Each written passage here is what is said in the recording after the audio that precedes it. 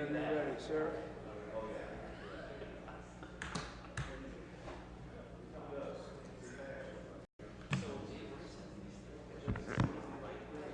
Okay. Whenever you're ready. I'm going to need it turned on. It is. No. Okay. Is this on? Hello? Okay. The light's not on. We'll begin the Planning Committee meeting of Akron City Council. Apologize for our tardiness. We have two items, I believe, that's up for public hearing this afternoon. And for those of you that are here for those public hearings, the procedure is we will first ask a representative from our law department to swear in anyone who is here who wishes to testify before the committee today. So anyone who wishes to make statements during the public hearings or any other time, if you could please be sworn in by a representative of our law department, Mr. York. If you could please stand and raise your right hand if you'll be testifying. If you're going to make statements. Okay. Thank you. Do you swear or affirm the testimony you're about to give be the truth, nothing but the truth? Yes. Thank you. Thank you. That was the toughest part of this whole process. I'm teasing. Just to forewarn you, this evening we will ask for the same before the public hearing this evening, which is part of the processes. We'll have a public hearing now, and then we'll have one this evening at 7 o'clock, of which you're all invited back for that. The procedure basically is a representative from our planning department will provide a report to the committee this afternoon as well as this evening. And then what will happen is we will then open it up this afternoon for questions from any committee members or council representatives for questions. Then this evening we'll again have a public hearing. You'll be sworn in. We'll get a report from the planning department, and the committee then will make a recommendation to all of council this evening at 7 o'clock at that meeting, either to pass, to take time, or to reject or turn down a conditional use zoning. So that's the procedure. So the first item that we have for a public hearing this evening, or this afternoon, is the first item is authorizing a conditional use to establish an adult daycare business at 450 White Pond. Good afternoon, committee members. Our Lady of the Wayside proposes to operate its Pathways Day program within 11,830 square feet of the northeastmost office building of the three-building complex. The program will be staffed from 8 a.m. to 5 p.m., with participants attending the site from 9 a.m. to 3 p.m., Monday through Friday. Besides 2 directors, the ratio of staff will be 1 employee per 5 individuals. Up to 70 clients are anticipated at the site. The Pathways Day program offers programs to enhance daily living skills, develop social connections, and cultivate self-confidence. In-house activities include exercise, crafts, cooking, puzzles, and games. Community-based outings include music lessons, bowling, library visits, museums, and area sporting events. Our Lady of the Wayside currently operates 4 other Northeastern Ohio adult daycares for individuals with developmental disabilities. There will be no overnight stays at the facility. One objective of the Land Use and Development Guide Plan is to guide location of retail business to existing business areas versus the establishment of new or expanded areas. The proposed adult daycare would be compatible with the surrounding office uses because the west side of White Pond Drive is completely developed with office and retail uses. Furthermore, all activities will be indoors. Both the planning staff and planning commission support this request. Yes, thank you. We'll now open up the public hearing at this time and ask if there's anyone here wishing to speak in favor of the conditional use request at for daycare center at 450 White Pond. Anyone here wishing to speak in favor of this proposed conditional use request, 450 White Pond? If you could please provide for the committee your name and address. Thank you. Hi, my name is Meg Cutter. I work for Our Lady of the Wayside, and our administrative offices are in Avon, Ohio, 38023 Colorado Avenue. So I'm just here in case there are any questions with my associate, Matt Parnell. All right, thank you. Yes, sir. My name is Matt Parnell. I'm here in favor of Our Lady of the Wayside. Very good. Thank you. Is there anyone else here wishing to speak in favor of the conditional use request at 450 White Pond? Anyone here wishing to speak in favor? Anyone wishing to speak against the proposed conditional use at 450 White Pond? Anyone wishing to speak against? Very good. Hearing none, we'll now close the public hearing. We'll open it up to the committee in case there's questions. Is there any questions from any committee members at this time? Ms. Mobian?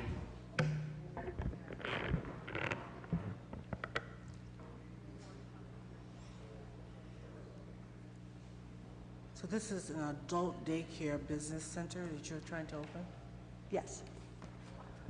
For individuals with developmental disabilities. Developmental disabilities. But it's not a group home. No, no. It's just during the day from 8:30 to, Till roughly 4 o'clock. Staff stay a little bit later, till roughly 5. and 450 White Pond is close to those office complexes? It's 450 White Pond. It's sort of an industrial complex, industrial offices or office condos. Is that new area? No, it's, I guess it would be to the west of that. This building's been around, I think, 20 years or so. Okay. It's been vacant for roughly, this space has been vacant for roughly, I think, 8 years. And you plan to have up to how many? We could have up to 70 individuals, and then staff is roughly a 1-to-5 ratio. And these are therapeutic activities they're Yes. engaged in during the day? Mm-hmm. Yes. Thank you. Thank you. Is there any other questions from any committee members or council representatives at this time? Okay with it? Further questions or comments? Very good. We'll ask that you come back this evening at 7 o'clock, and if you want to stick around after the committee, may have a couple questions. The ward council person would like to speak to you. Sure. With moving forward, we now have the second item that's up for a public hearing this afternoon, authorizing conditional use to construct a commercial storage garage at 326 Power Street. Rick Enghild is proposing to raise a dwelling and garage and construct a new 28 feet by 40 feet storage garage on the property. A driveway and parking lot for 6 vehicles is also proposed on the south side of the garage, connecting it to the existing parking lot on the petitioner's adjacent multifamily property to the south. A 9-foot variance also needs to be granted for the side yard to allow the structure and parking lot to be set 3 feet from the eastern property line. The 2-story garage will be constructed to a height of approximately 22 feet. 2 overhead garage doors will be sited on the northern elevation, with the man door located on the southern elevation. Access to the southern end of the garage will be via the petitioner's property to the south. The petitioner owns 2 apartment buildings towards the south and Cross Street, as well as other properties within the neighborhood. He intends to use the garage for storage of equipment needed to maintain those properties, along with a space for a workshop.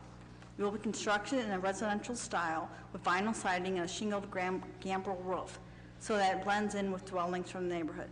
The garage should not be out of character for the neighborhood, nor should it have negative impact on surrounding properties. The side yard variance will allow the petitioner to maximize their property for the future residential development. The planning staff and planning commission is supportive of this request.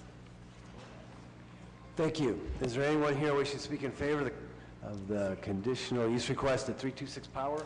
Anyone here wishing to speak in favor? Anyone? Okay. Anyone here wishing to speak against the conditional use request for commercial garage at 326 Power? Anyone wishing to speak against this? Anyone? Okay. Hearing none, we'll close the public hearing. Is there any questions or comments from any committee members at this time? 326 Power, any questions or comments from any committee members? Ms. Amobian.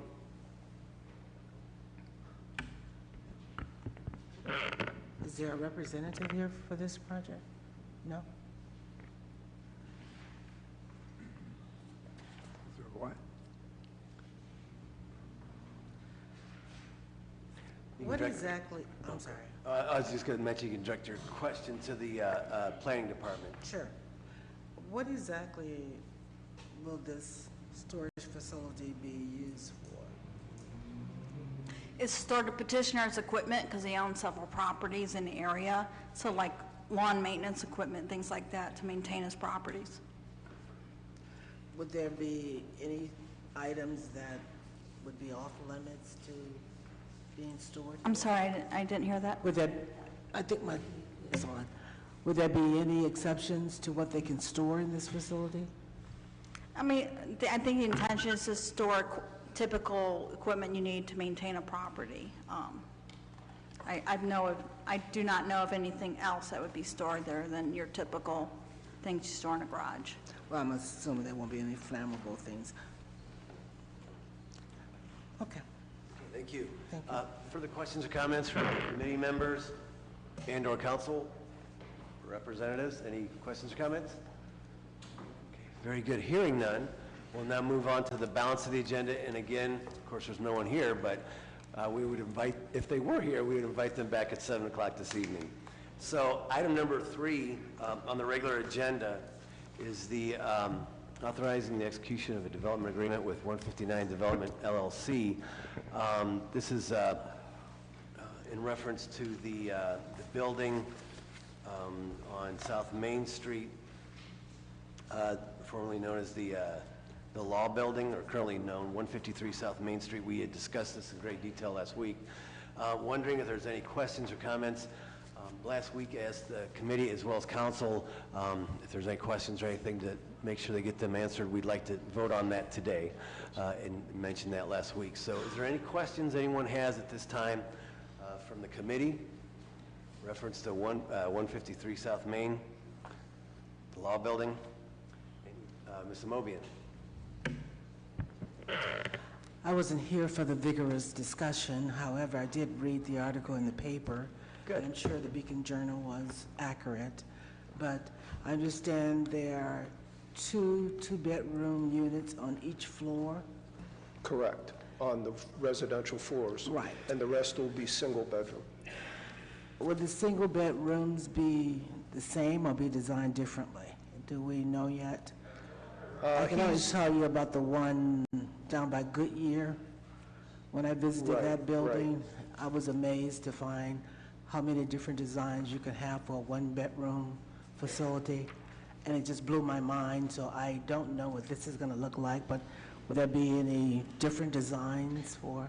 There'll be a few different layouts, but for the most part, the layout will remain sort of the same. Similar? Yeah. Okay, thank you. Thank you. Mr. Swirsky. Do we have some idea, maybe it's in here, what the rent will be? I mean, what kind of people are we attracting there? What are we aiming at? The rent is going to be generally what, we're going to be what the developers are going to be charging downtown. It won't be a subsidized rate, similar to what they have on East End, which is about $900, I believe, for a one-bedroom and up to $1,300 for a two-bedroom. So it'll be similar in that area.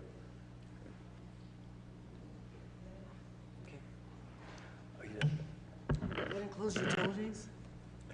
All utilities are included? Some are not, like water and I think steam, depending on the heating system he goes with, will depend on how the utilities are included in the rent. Oh, okay, thank you. Further questions or comments? Any council representatives have any questions or comments? Good. Hearing none, I would like to ask for a recommendation for approval, the suspension of the rules. Is there a recommendation for that? Motion? Is there a second? Second. There's a second. All those in favor signify by saying aye. Aye, the ayes have it. And with that, I do believe we're going to take time on the balance of the agenda short of any concerns. And we will now move on to the new list of legislation.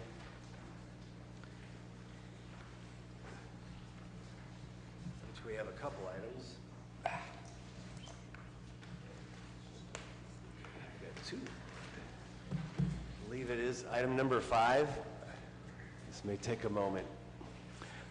Ordinance approving and authorizing the execution of a ground lease purchase agreement providing for the lease, sale, and redevelopment of approximately 6.1 acres of property in the Maslin Road Industrial Park Urban Redevelopment Area to Stark State College to establish a commercial driver's licensed training program pursuant to the Maslin Road Industrial Park Urban Redevelopment Plan for the purpose of encouraging urban redevelopment according to the plan, finding such property is not needed for the city for any public use. So I see we have some folks here interested in presenting. So, Thank you, Mr. Mr. Chairman, members of the committee. I'll just intro and then leave it to the experts to go through the details. And we also have representation here from Stark State to answer questions. As many of you know, one of the fastest growing industries in our region is logistics.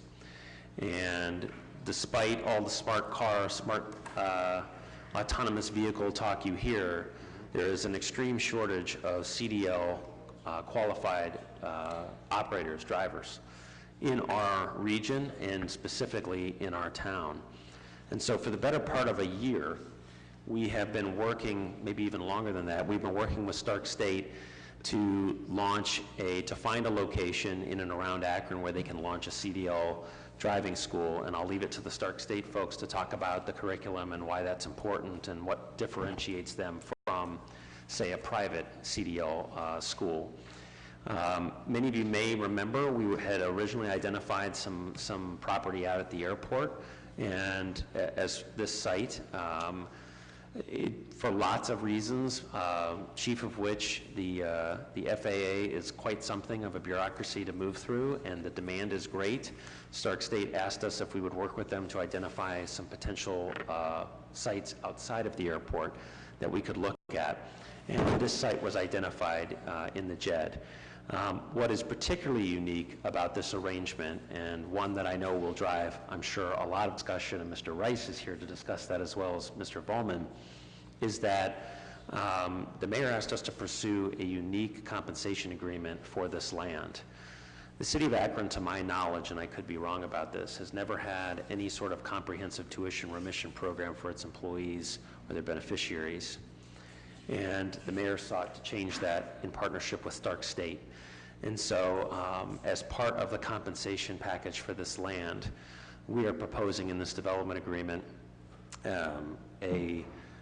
just that, in a tuition remission program partnership with Stark State that would be available to our employees as well as their beneficiaries, their dependents, going forward starting in January 1 of 2020. So with that, I will stop and turn it back over to you, Mr. Chair. If there's anyone else, again, Mr. Volman can speak to the letter of the agreement and how we arrived at the tuition. Obviously, HR will be administering the tuition remission program, so Mr. Rice is here, and we also have representation from Stark State to talk about the school and what their interests are in moving this forward. Thank you. One question, what's the size of the parcel for the lease? The parcel is approximately 6 acres big. We have the fair market value for this lease to purchase was valued at $25,000 a year. That was the starting point from which we worked. In lieu of paying an actual cash payment, we will be receiving a guaranteed 225 credit hours per year, which I believe on the open market value ended up being approximately $34,000. So it was higher value than the $25,000 per year that we had appraised the land at. There's a second component, and there's a lot of work for us to do to roll this out. We do not have all the details, but in addition to the 225 guaranteed hours that the city will receive that it can distribute to its employees, all employees and their beneficiaries would be entitled to attend any class tuition-free on what they call an open seat model, is if there are openings in the class, and it's not going to take the spot of a paid student, but if there are openings in the class, city employees and their beneficiaries be allowed to attend tuition-free. Fees and books would still be required. But that's the compensation that we're getting in order to purchase the property for the CDL. For any class? For any class. For any employee? Any employee, yeah. And I should say, yeah, any class, not just CDL. Exactly. I want to clarify that. I thought that's what the case was, but just curious. Mr. Rice, do you have any comments? Other than the fact that we believe that this is going to be wildly successful and that we'll have a great demand for the classes. So we're in the process of working out the details working out the details with Stark State. So we plan on coming back to the council sometime very soon in the fall with details on how the program would work, the logistics of the program. Yeah, what a brilliant opportunity for our employees to expand their knowledge and grow. It's outstanding. Would any of the representatives from Stark State like to make any comments at this time?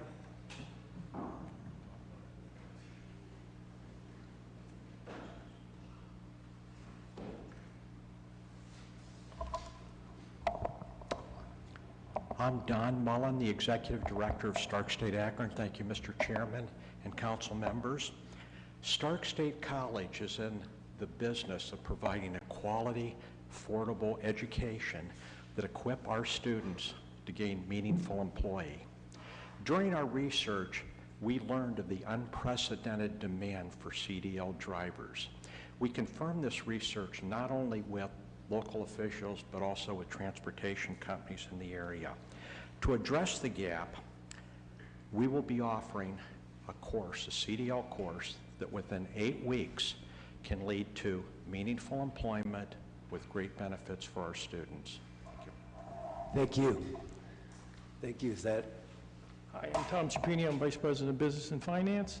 I'd just like to say that we've been working very closely with your staff, James and Brad Beckert, and we've been able to work through a lot of the details of this program already. We've also been working with Myra Snipes from HR department. So we're starting to work on the nuts and bolts of it, but we don't have it completely figured out yet, as Mr. Rice said, but we're in the process of working out the details. Super. Thank you so much. Thank you. Open up for questions at this time. Is there any, Mr. Neal?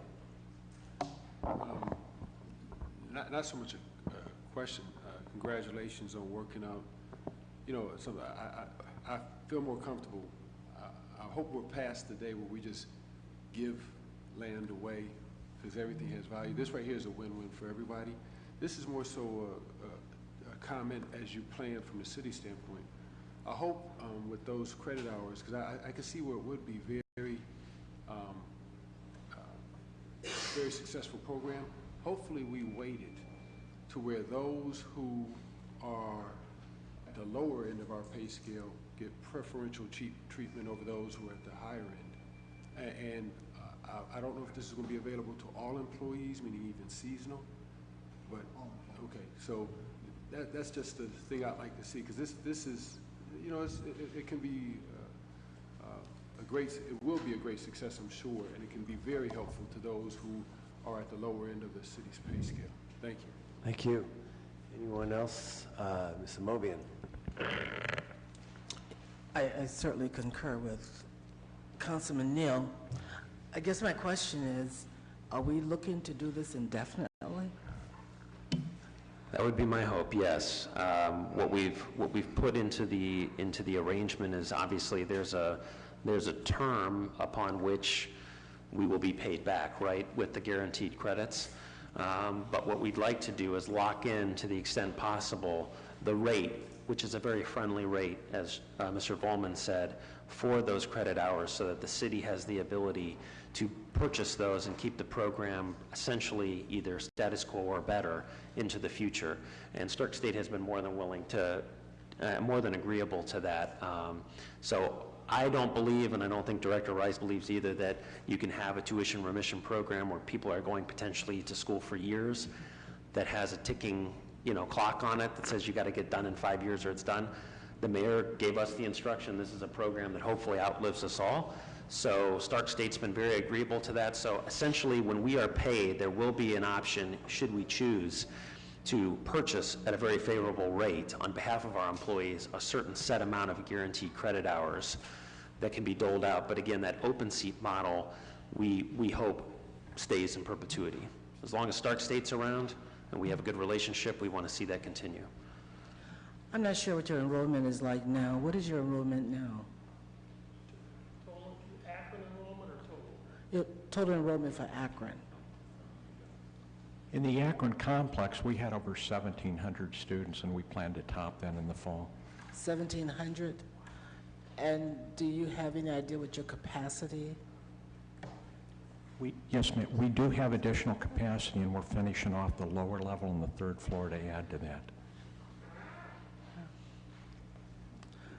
Yeah, I mean, The I capacity of can, the building's about 3,000 as it stands right now, as we've completed the other two. about 3,000 you can manage. And that's going different times of the day, part-time, full-time, or whatever? Okay. So I just don't want us to get into a situation with any kind of misunderstanding like we have with this healthcare thing. So I would love for this to be available to employees indefinitely. So if we can afford it, I said let's go for it, but hopefully we have made some pretty good projections on what it's going to cost us, and that is affordable. Okay. We think so. I mean, the open seat model is what makes this possible, right? Because we can always, dependent on tuition rates and the agreements we're able to strike with Stark State, buy a certain amount of guaranteed credit hours. But the open seat model that would be also, I should mention, available to council members and their dependents as well, that is really, I think, what broadens it to make it really meaningful. Because as we learned, their capacity is great, but as we all know, when we went through school, there's always one or two seats most of the time that aren't filled in a lot of these courses. So there's probably going to be a lot that can be accomplished, whole degrees that will be able to be accomplished through the open seat model without touching the paid amount. Very good. Again, a brilliant opportunity for our employees. At this point, is there a rush, or is consent okay? Consent would be fine. Yeah, consent would be Okay. fine. Very good. Is there a recommendation, Ms. Mobian? I just have a question. The agreement, it sounds like you're still working out the details? Well, not, what you have before you right now is the lease agreement. Okay. That is finalized. That's But the implementation of the tuition program itself is not finalized as of now. The parameters of it, but how we're going to internally, administer that program has not been. And I would encourage, if anyone has any questions, comments, or ideas, Director Rice will be administering the program when it's, Perfect. but the set amount, what we get for it, all that's set. Perfect. Okay, Perfect. thank you. Thank you. Mr. Neal, did you have something? You good? Okay. Consent, there's a recommendation for consent. Is there a second? There's a second. All those in favor signify by saying aye. Aye. The ayes have it. Consent it will be. Thank you. The next item is, let's look here. 6. 6 is authorizing the mayor or his designee to enter into an agreement with the Summit County Land Reutilization Corporation in order to proceed with the acquisition, redevelopment of blighted real property known as 220 East Mill Street within the city of Akron. Mr. Becker, yet again. Mr. Chairman, members of the committee, this legislation is concerning the property which many know as Radiator Ridge. It's on the corner of College Street and Mill Street, across from Central Howard. It was the old radiator repair shop.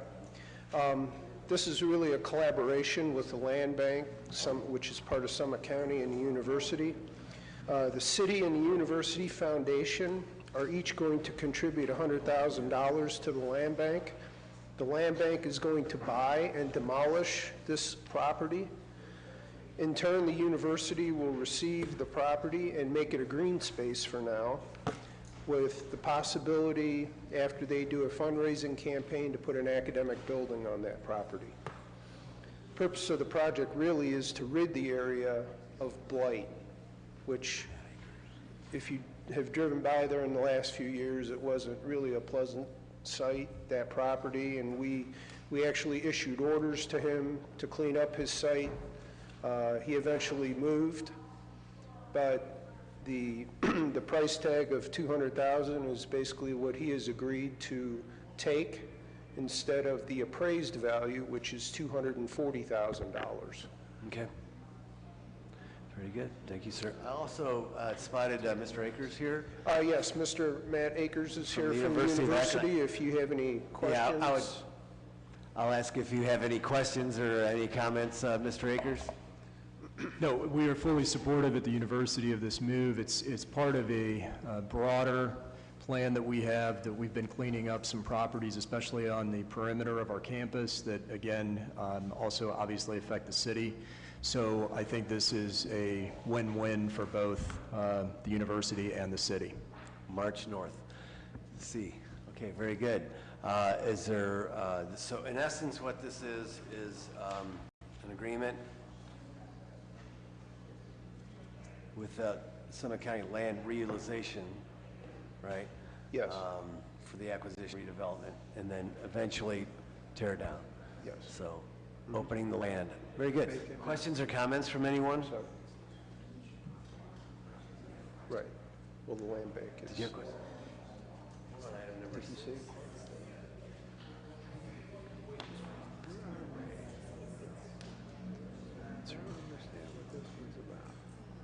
The agreement, yeah, the city will not obtain title, but the land bank will obtain title, and they will do the demolition, and they will do some environmental testing on the site. Gotcha. That's correct. Yeah, and it's, yeah, the environmental, I could understand how that'd be a concern, certainly.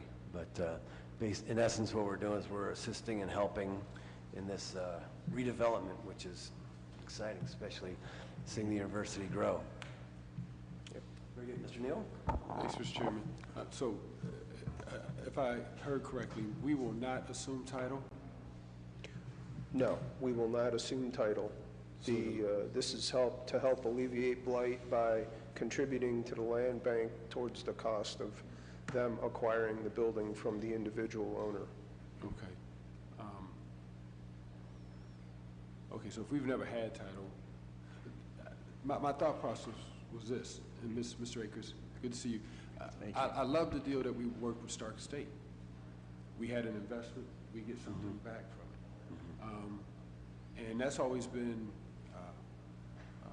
something I wanted us to look at. Any time we're doing something with land where we create partnerships with all the needs that are in our city as far as parks and for youth engagement. The education piece was great. University of Akron, bar none, is as they go, we go, and vice versa.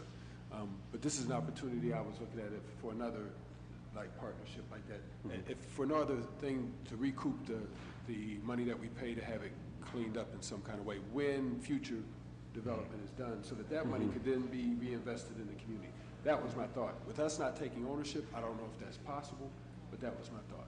Thank you, Mr. Chairman. Yes, thank you. I know that the Excel Center, I've partnered with them on a number of different projects throughout the years, and they've been, their presence, it's just amazing, their commitment to the community that I've seen in terms of the University, the Excel Center, and their assistance with regards to neighborhood type issues and working through things. So that's, thank you. Duly noted. Further questions or comments from anyone? Is consent agenda okay? Yes, please. Okay, very good. That'd be fine. Is there a recommendation for consent? Is there a second? Second. All those in favor signify by saying aye. Aye. The ayes have it. I'd also like to ask that we accept the minutes from the previously held meetings. Is there a motion? So moved. Is there a second? All those in favor signify by saying aye. The ayes have it. Thank you. We're adjourned. Thank you. Hey, Jeff. Look at all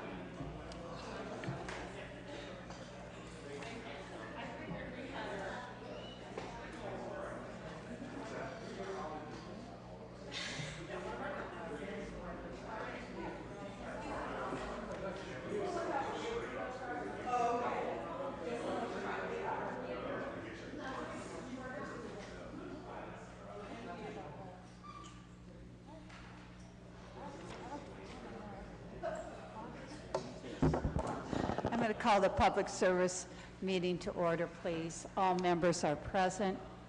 May I have a motion on the minutes from our previous meeting? I have a motion for approval. Do I have a second? Did you give me a second? Oh, okay. Thank you. And I have a second. All in favor signify by saying aye. Aye. Any opposed? Hearing and seeing none, the minutes have passed. We have a number of items to come before us on public service. Our first one, number 7, is an ordinance authorizing the Director of Public Service to enter into an agreement with the Ohio Director of Transportation for improvements to State Routes 76 and 77, declaring that said project is in the public interest and declaring an emergency. Hi there, Mr. Moore. Hey, Madam Chair, members of the committee. This gives ODOT the authorization to do work within the city of Akron limits. This is a $101 million project. It will have them do some resurfacing on I-77 from 224 to Lovers Lane, and then from I-76, the Kenmore Leg to Worcester Road, and then I-76 from I-77 to Route 59. These projects will start in 2021 and end in 2024. Okay. Are there any questions or comments from the members of the committee? Any questions from members of council in the chambers? Hearing and seeing none. Consent would be fine. Consent, okay. Does this? Madam Chair. Okay. Councilwoman Amobian. I'm just curious, are they going to notify us when they plan to come in to do their work? So Absolutely. we don't bump into Absolutely. each other again with all this craziness? Yes. They will? Yes. And you have it in blood? I'm sorry? You have it in blood? I have it in blood. I really think we have it in orange cones, don't we, when we see those orange cones? Okay, there's been a motion, there's been a request for consent. Is there a motion? I have a motion. Is there a second? I have a motion and a second. All in favor signify by saying aye. Aye. Any opposed? Hearing and seeing none, this will be placed on the consent agenda. Number 8, an ordinance authorizing the Director of Public Service to enter into agreement with the Ohio Director of Transportation for improvements to State Route 8, declaring that said project is in the public interest and declaring an emergency. Mr. Moore. Madam Chair, members of the committee, this also would authorize ODOT to work within the city of Akron. This is a $131 million project. It is the replacement of the bridge over the Cuyahoga River between Perkins Street and Glenwood Avenue. This project would start in 2020 and end in 2024. Consent would be fine. Thank you. Are there any questions or comments from the committee? Any from other members of council? Hearing and seeing none, consent? Yes, please. May I have a motion for consent? I have a motion and a second. All in favor signify by saying aye. Aye. Any opposed? Great. We'll go on to number 9. Is an ordinance authorizing the Director of Public Service or his designee, after publicly advertising for bids, to enter into a contract or contracts for construction of the sanitary sewer reconstruction 2018 small diameter lining project and declaring an emergency. Madam Chair, members of the committee, this would allow us to make repairs to our small pipe sewer systems. The CMON program is capacity management, operation, and maintenance. It's something that's covered in our consent decree. What we do is we go out and televise all the pipes and find areas that need repair, and this allows us to do those repairs. It's about a $2.8 million project. Mr. Moore, when we televise and we realize that we have a situation that needs to be addressed, sometimes by televising those, haven't we been proactive in something that could be much larger? And the reason why I say that is down in Merriman Valley, we had the large, that we were able to put a sock through, which isn't really the technical term for it, but it saved us a lot of money in the long run and also gave us a new life on that particular pipe. Yeah, a lot of times we'll bring repairs to you that are emergency repairs, which means we repair them on time and money basis, and they be very, very expensive. This program identifies maybe a crack or a leaking joint or something. We can go in and repair it before it turns into a major problem. So this is a wonderful program for the city. And could you answer one other question? Many times the residents don't understand. We resurface the street and then we have a water main break. And you know, certainly we would never do this knowingly. It's just one of those situations. Is this used prior to a resurfacing Yes. project? We have identified all these locations that are in this program, and we obviously didn't pave in those areas this year. We try and stay ahead of it as best we can. Obviously, when we get a break that we're not expecting, we can't do that, but this program looks out ahead, and we try and do our resurfacing program around this program. I love it. Thank you so much. Any other members of the committee? Any questions from members of council? Hearing and seeing none? Consent would be fine. Okay. I'll make a motion for consent, and I have a second. All in favor signify by saying aye. Aye. Any opposed? Hearing and seeing none, this will be placed on the consent agenda. Number 10, ordinance authorizing the mayor to apply for a water pollution control loan fund bond and to sign all documents for and enter into WPCLF agreements with the Ohio Environmental Protection Agency and the Ohio Water Development Authority for the construction of the sanitary sewer reconstruction 2018 small diameter lining project and declaring an emergency. Mr. Madam Chair, members of the committee, this would be the funding that we would obtain in order to do that program we talked about in the last ordinance. As you can see from the council report, there's $197,000 of sewer capital, but we also got a $500,000 grant from the OPWC. So the loan will only be for $2.1 million versus the 2.8 for the construction. Thank you to all of those that took part in finding this grant. Are there any questions from the committee? Any questions from members of council? Hearing and seeing none? Consent would be fine. Do I have a motion for consent? I have a motion. Do I have a second? I have a motion and a second. All in favor signify by saying aye. Aye. Any opposed? Okay, this will be placed on the consent agenda. Number 11, under public service, ordinance authorizing the mayor to apply for a water pollution control loan fund bond and to sign all documents for and enter into a WPCLF agreements with the Ohio Environmental Protection Agency and the Ohio Water Development Authority for the construction of the Dwayne Green project in East Akron to control sewer overflows and declaring an emergency. We actually brought this project to you previously, and council passed the ordinance. This is the funding source for that project. We would apply for a $7 million loan. Just to bring you up to speed, there is 3 sites that we would be doing with this project. One is at Robinson School, where we would be burying some underground storage for the rainwater that comes off the watershed in that area. And then there is a project at 6th Avenue, we call it the Weeks Green, which is an infiltration basin with underground storage. And then the Kelly Green part of this project is bioretention with underground storage, and that's at Kelly and 7th Avenue. But this would allow us to obtain the funding we need to build those projects. And they would start October of this year, and we hope to be finished November of 2020. And consent would be fine. Thank you, Mr. Moore. Are there any questions about this particular ordinance? From members of council, are there any questions? Seeing none, there's been a request for consent. Do I have a motion for consent? I have a motion. Do I have a second? Thank you. I have a motion and a second. All in favor signify by saying aye. Aye. Any opposed? Hearing and seeing none, this will be placed on the consent agenda.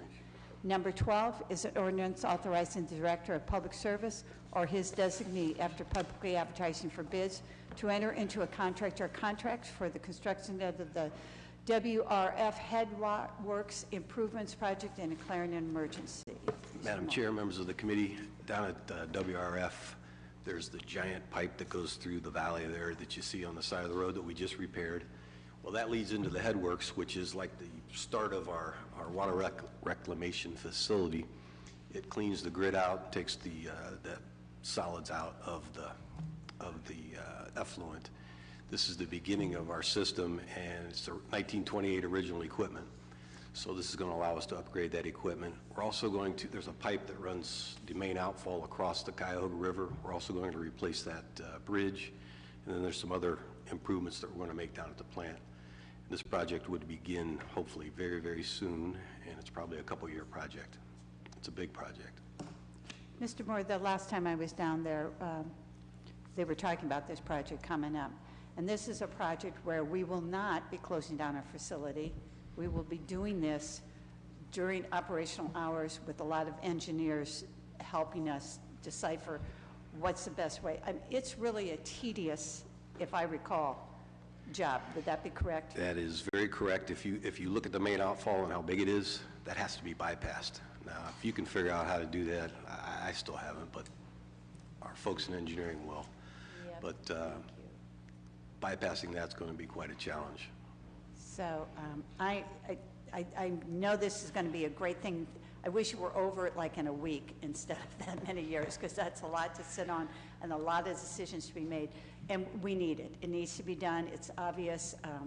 We're working with a lot of old stuff down there, and the more we improve it, the better that we are servicing all of the city, you know. So I can see the need for it.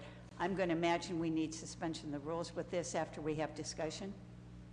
If you would. Yep, that's what I hear. Okay, any questions from the committee? Any questions from members of council? Hearing and seeing none, I'd like to make a motion for suspension of the rules. Okay, I have a second. All in favor signify by saying aye. Aye. Any opposed? Hearing and seeing none, this will be placed on the agenda with suspension of the rules. Okay, number 13, and our last piece to come before us, is an ordinance authorizing the mayor to apply for a water pollution control loan fund bond and to sign all documents for and enter into a WPCLF agreements with the Ohio Environmental Protection Agency and the Ohio Water Department Authority for the construction of the WRF Headworks Improvements Project and declaring an emergency. Madam Chair, members of the committee, this would allow us to seek the funding in order to complete the project in the previous ordinance, and we would appreciate suspension of the rules. Okay, I think that goes hand in hand. Is there any question from members of the committee? Seeing none, are there any questions from council? I'll make a motion for suspension of the rules. Do I have a second? I have a second. All in favor signify by saying aye. Aye. Any opposed? Hearing and seeing none, this will go on as suspension of the rules. Is there anything else to come before this committee? Seeing and hearing none, we are adjourned. Thank you.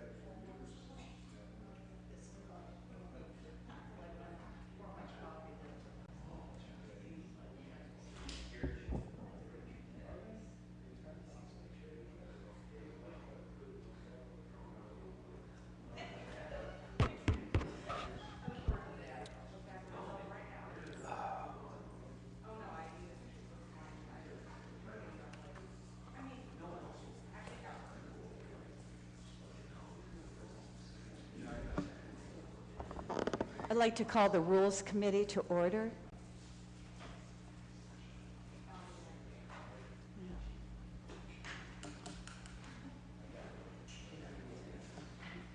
Yeah. All members are in the chambers, moving towards their seats. We have,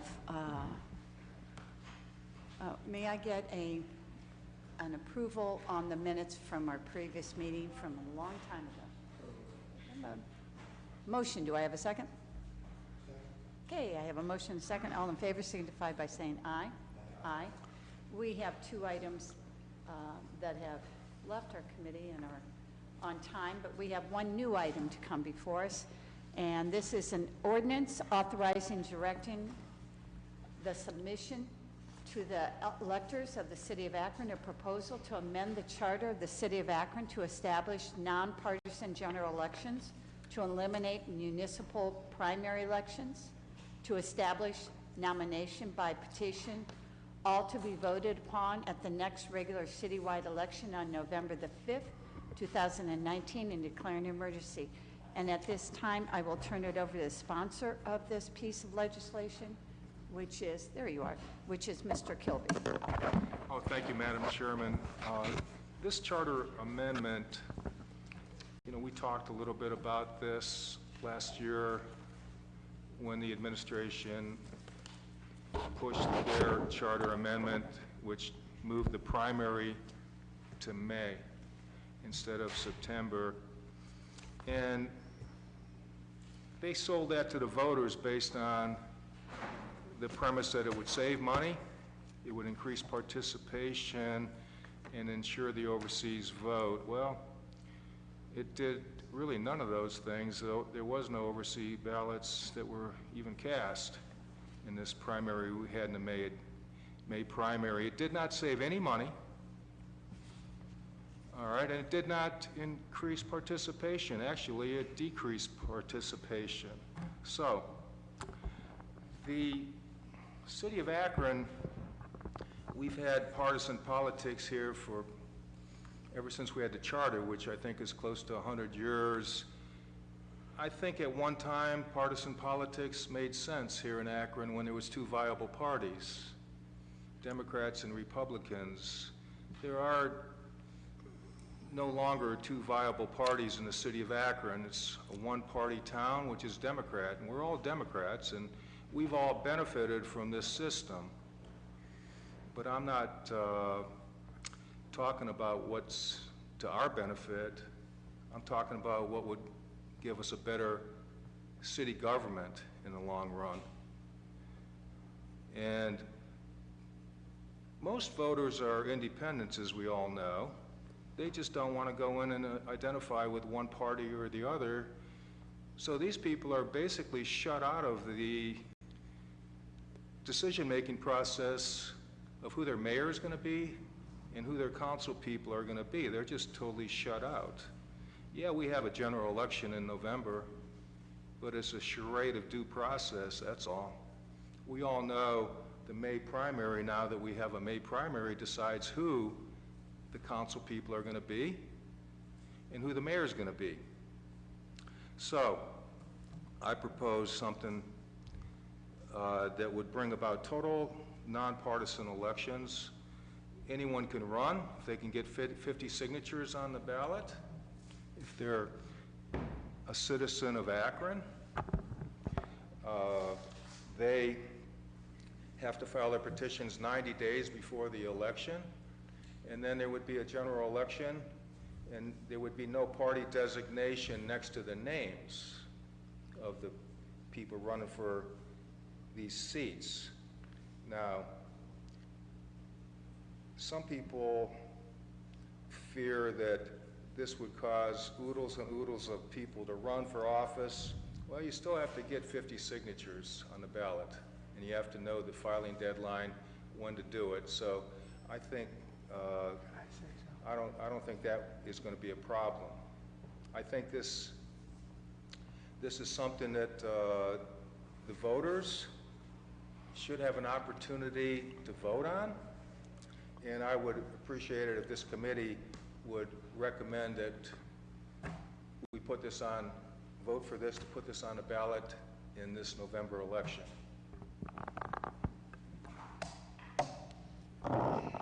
Thank you, Councilman Kilby. I just have a few questions, and I'm sure that there's others on the committee that do have them. When you mentioned the 50 votes, so for anyone who's going to run for any position, they only need 50 votes? That's correct. Okay. And will you stipulate, like is stipulated now, if you were running for a ward position, those 50 votes have to come from that particular ward, or can it come from? Okay.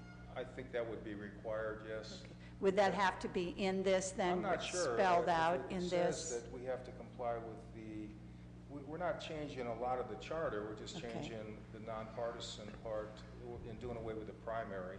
Okay. It's not changing a lot of the charter. That part of the charter is not being changed. Okay, and I had one more question, but it has left me now, so I'm going to turn it over to anyone on the committee. I would like to just hear from committee people first. Okay. Councilman Fusco. Thank you. Mr. Kilby, is this the same exact proposal you brought in last year? Yes. The same exact thing that we talked about and voted on last year? Yes.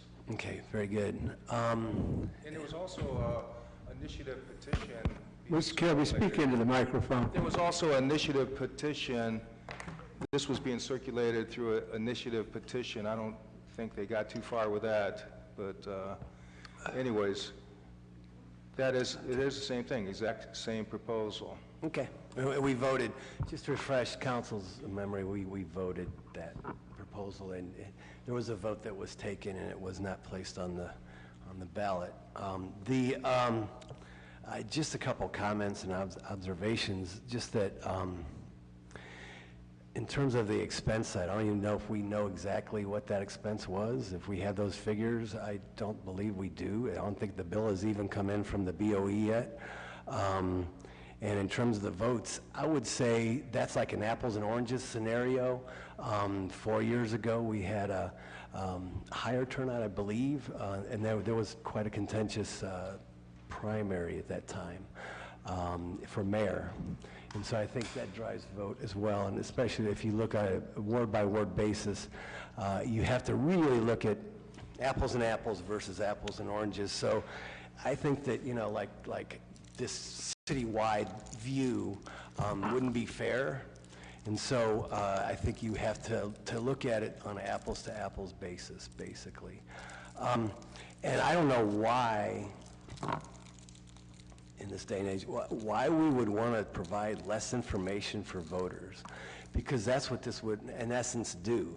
Because I know the Democratic Party stands for quite a bit in terms of families, in terms of opportunity, and in terms of fairness, I believe, in terms of the Democratic Party. The other party, they stand for quite different things, especially if you look at the way it is on the national level. But regardless of that, that's the first thing that the voters see in a primary, and even in a general election, they're able to view that, and I kind of gives them a view of what they're dealing with in terms of individuals that they're voting on. So I don't know why we would want to give less information. And conversely, the other side of this thing also is that you could see a scenario where an individual, if there's just one election and not a primary, for mayor or for a ward level or at large, what have you, if it's quite a crowded field, someone could obtain that seat with just 17% of the vote, 15% of the vote. So that's why I see a problem with this particular proposal at this time. And again, council's already dealt with this, and so that's my comments. Can I respond to that? Well, first off, we dealt with it, but that was before we had a May primary. So now we know that really didn't do what it was supposed to do, which was to increase participation and also we know that it didn't save any money. And we can get those numbers from the Board of Elections if you want to dispute that. Now, as far as like comparing elections, we're never going to be able to have apples to apples when we compare elections, because these aren't apples, these are elections. Every situation is different. Now, in 2015, there was a little more of a contentious mayor's race. However, this time, this election we had here in May, every single ward, almost every ward had opposition, so there was more competition in the ward races this time than that time. And as far, okay, as, well, anyways, go ahead. Well, thank you. Thank you, Ms. Keith. This will be the last for me. Thank you. I feel as though that the voters have already spoken. It was placed on the ballot. They voted, and I think that the thing of it is, and not only that, in terms of the UQAVA or the overseas ballots, you made a statement that there wasn't any whatsoever, and do you have proof of that? Is that? Yeah.